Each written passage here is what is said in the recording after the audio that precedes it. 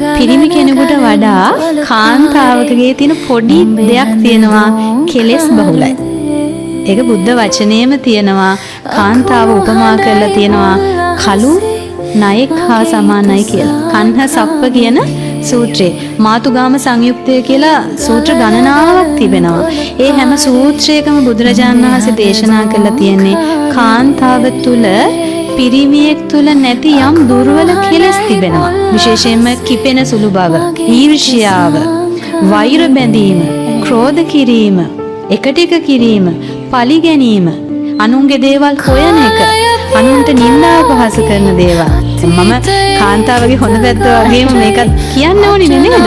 එතකොට බුදුරජාණන් වහන්සේ ඕවා පෙන්වලා දීලා තියෙනවා. දැන් අපි හිතන්නකෝ පිරිමි කෙනෙක් වැඩිපුර අනුන්ගේ දේවල් හොයනකොට කියනවනේ අනේ මේ ගෑණියෙක් වගේ කියලා කියනවා නේද? ඒ කියන්නේ ඒ වගේ දුර්වලතා තියෙන්නේ කාන්තාවක් ළඟ තමයි වැඩිපුර තියෙන්නේ කියන එක අපි අකමැත්තෙන් හරි අපි ඒක පිළිගන්නට ඕනේ. අන්න ඒ දුර්ගුණ, අනේ තියෙන ආවේනික දුර්වලතා අපි පුළුවන් තරම් ධර්මයෙන් යටපත් කරගන්න ඕනේ.